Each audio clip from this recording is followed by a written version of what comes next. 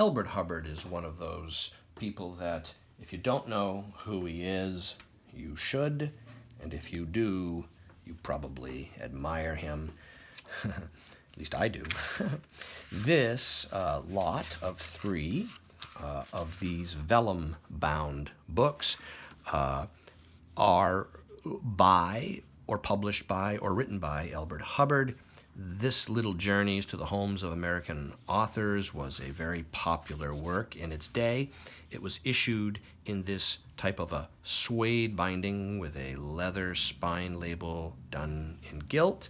Same on the front cover. As typical, this type of suede does not age well due to the chemicals used to treat it. And so it tends to dry and chip after 100 years, like this has. We see silk moire end papers. There are deckled edges to the text block, meaning that they're cut unevenly with the page edges left in their natural state. This is intentional on the part of the publisher.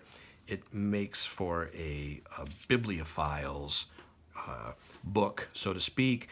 Someone who's interested in fine printing and fine book production would have appreciated this feature. And there are photographs with tissue guards throughout. That's the first one in the lot. This one is another Little Journeys, Good Men and Great. And we see the same type of suede binding, silk moire end papers, deckled edges, the entire same publisher right here. It's Elbert Hubbard, and it's another one of his.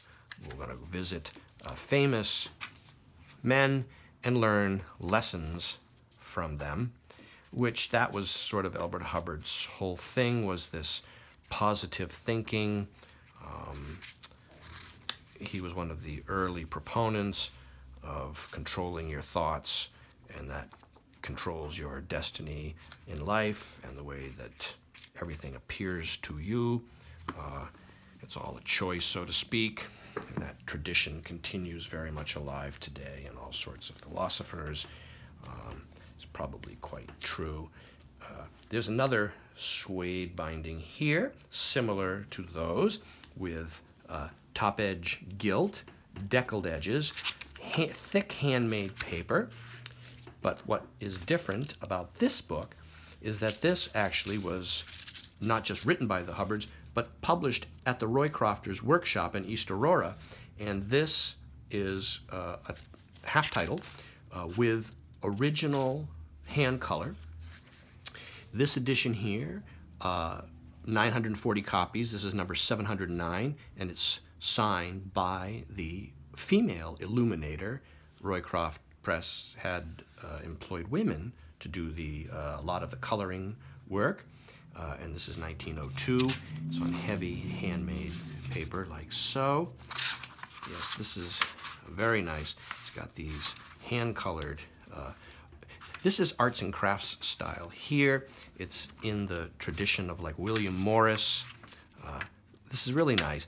It's also very much a continuation of the medieval style of illumination and illustration. These illuminated initials like this right here are almost directly from the 1400s. I believe that there are books published in alphabets in the late 1400s with woodcuts in them that are very, very similar to this. They've been heightened in gold, so it has the appearance of an illuminated manuscript. It's a very nice type of book production. And we get to the rear here. Here's a colophon like so. And there's actually the imprint. And this philosophy of Elbert Hubbard is from our own reference library. This does not come with these 3 books, but I wanted to just show it as part of the lot. This book is probably available somewhere online. It would not be that hard to get. It's 1930.